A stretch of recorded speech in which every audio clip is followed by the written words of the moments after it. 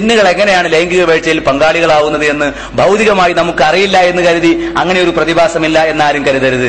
ബിസ്മില്ല എന്ന് ചൊല്ലാതെ ഒരാൾ ഭാര്യയുമായി ലൈംഗിക വീഴ്ചയിൽ ഏർപ്പെട്ടാൽ ആ ഏർപ്പാടിൽ ഒരു ശൈത്വാൻ കൂടി പ്രവേശിക്കും. അതുകൊണ്ട് നിങ്ങൾ ബിസ്മില്ല, മനസ്സിലായില്ലേ, അഊദു ബില്ലാഹി എന്ന് നമ്മൾ പറയണം. അല്ലാഹുമ്മ ജന്നിബി ശൈത്വാന മിമ്മാ റസഖ്തനാ എന്ന് നമ്മൾ എന്ത് ചെയ്യണം? ദുആ ചെയ്യണം എന്ന് പഠിപ്പിച്ചു.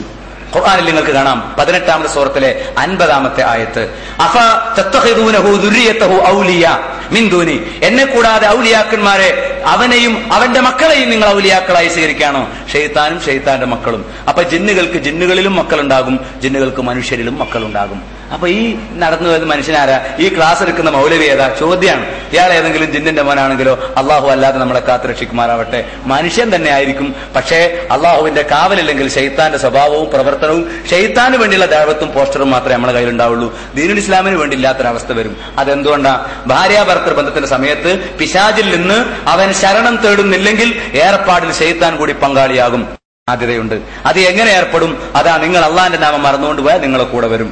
ഏതെങ്കിലും നിലക്ക് സ്വർഗസ്ത്രീകളുമായി ജിന്നുകൾ ലൈംഗിക വീഴ്ചയിൽ ഏർപ്പെട്ടിട്ടില്ല. അതിൽ നിന്ന് വീഴ്ചയിൽ ഏർപ്പെടാനുണ്ട് എന്നല്ലേ സാധ്യത മനസ്സിലാകുന്നത്? ഏർപ്പെടൂല എന്നുള്ളതിന് മൗലവിമാർ തെളിവുണ്ടട്ടെ, പോസ്റ്ററുകാർ. അപ്പൊ ബാക്കി പറയാം. ഏർപ്പെടുന്നതിന് സൂചന ഞാൻ ആവശ്യത്തിലേറെ തന്നു കഴിഞ്ഞു. ഇനി വേണമെങ്കിൽ ഇനിയും തരാം. പക്ഷേ ഇതില്ല എന്നുള്ളതിന് എന്തെങ്കിലും ഒന്ന് സ്വഹീഹ് ആയിരിക്കണം. ഏതെങ്കിലും മൗലവി സ്വന്തം ബുദ്ധിയിൽ നിന്ന് എഴുതി വെച്ചിട്ട് എനിക്കിങ്ങനെ തോന്നുന്നു എന്ന് എഴുതി അത് പ്രമാണാവൂല എന്നേ എനിക്ക് പറയാൻ. മറ്റവന് പോസ്റ്ററും വലിയ ഒലക്കമുക്കിയ എഴുത്തും മാത്രമേ ഉള്ളൂ, അല്ലാതെ തെളിവില്ല.